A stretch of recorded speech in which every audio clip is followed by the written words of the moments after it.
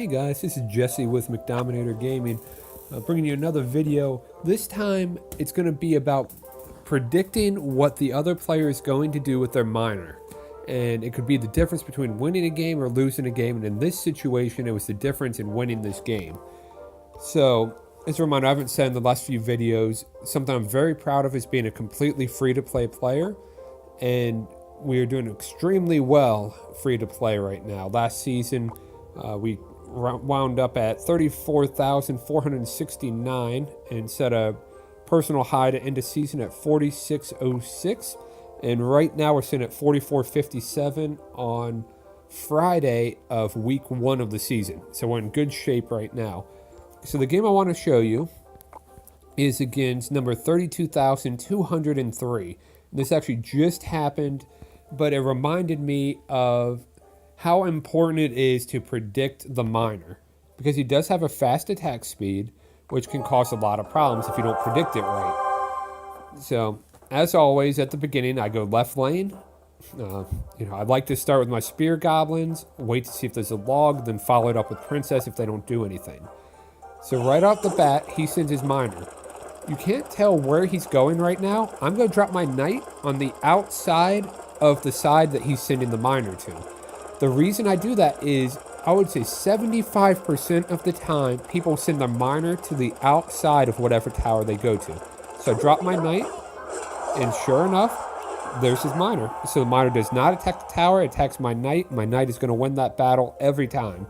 So next time he's going to send the miner, I'm going to do the same thing.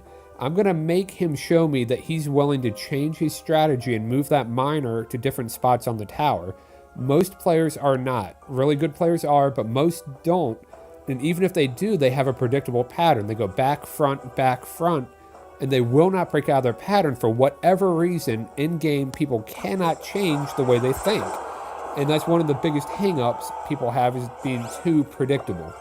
So in this situation here, I go ahead and send my princess to get a couple pot shots on that wizard. And I decided to go ahead and drop my wizard and kill that Valk before the other wizard gets up to me. And so my wizard's going to take out the Valk and the other wizard and get up here and should get one shot off on this tower. He has enough hit points to take 2 hits. Got a shot off. We're in good shape. So I go ahead and drop my balloon because I was about to max out my elixir.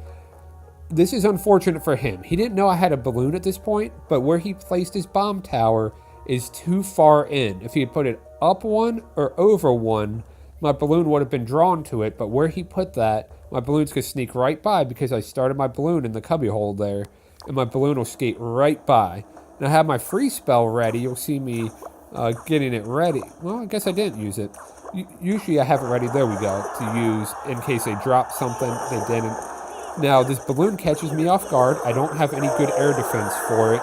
So the best I can do is drop my princess behind the tower. I know I'm going to give up a lot of damage to this. He has a freeze as well, and for some unknown reason to me, he doesn't use it there. Lets his balloon die. And that'll actually come back to bite him in the end, and you'll see that. I mean, I don't know why he didn't use his freeze. In fact, he doesn't use it at all in this game. Here comes the miner again. I have my knight ready. So where am I going to drop my knight? Right here on the side. So let's see what happens. Oh, well, I didn't drop my knight there. I should have. So it looks like he cast that right as I was dropping my knight. I didn't have time. If I dropped my knight right there where he is now, miner would have not gotten a single hit on the tower. So balloon goes up. And here comes the bomber tower, well placed. So I'm not going to bother using my freeze. It'd be a losing battle there to even try to get him on tower. But I am going to help my knight out with my goblins and help get that bomb tower down. And again, he likes his combination. He's going to send his Valkyrie with his wizard. So I'm going to have to use my wizard and my barbs to help counter. So I put my wizard out there, and as soon as his wizard targets my wizard, down go my barbs. And that's going to pull the Valk back, and the wizard's not going to be hitting my barbs. So my barbs are going to survive just fine, and my wizard's going to survive, and they both go on their way. Make him use a little more elixir. I go ahead and use my knight. I'm not sure why I did that necessarily there, but I do get a push going here with my balloon again. But here comes the miner again.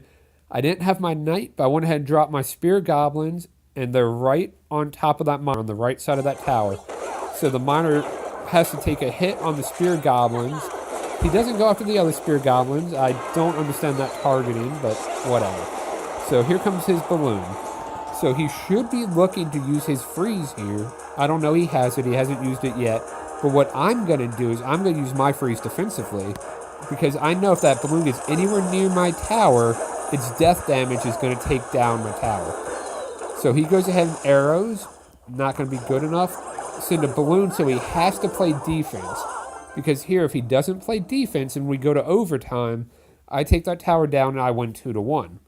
So go ahead and send that. His Valk is going to, be a problem, so I have to drop my Spirit Goblins. He does drop defensively, but here comes his Miner. So I see he's coming to the right. Where am I going to drop my Barbs if I'm intelligent? Right here on the right side. So let's see what we do. Barbs drop right on top of the Miner. Miner cannot do any damage because of that. He's going to die. Doesn't get a hit on my tower, and I win the game. Don't be predictable. If you use a miner, do not be predictable. Don't send it to the same spot every time you send it. Move it around, because otherwise, someone like me is just going to preemptively deflect it, and you lose a game because of it. It makes no sense to do the same thing every time. It goes for anything you do. Anytime you drop your minions defensively, or your wizard or your princess, don't do it in the same place every time. If they counter it one time, do something different the next time. Move it somewhere. You might get them to waste a spell. That would give you a big elixir advantage and you'd get a counter push. But when you do the same thing every time, even when the other player is preemptively stopping you from doing it and countering it, you gotta be a better player than that. Don't do that. Don't keep doing the same thing. If you use a miner, put it in different places, unpredictably. If you are trying to defend against a miner, the first time they send it, drop your defensive troop on the outside of whatever tower it's going to. And most of the time, I find about 75% of the time, I actually drop it right on that miner, and it winds up giving no damage to my tower. Get rid of the miner and get to move on a counter push. If he's moving it around, you have to modify on the fly, but that's how I play a miner, and I've had a lot of success with it. Hope you do as well. Leave me a like, leave me a comment. Appreciate you watching this video.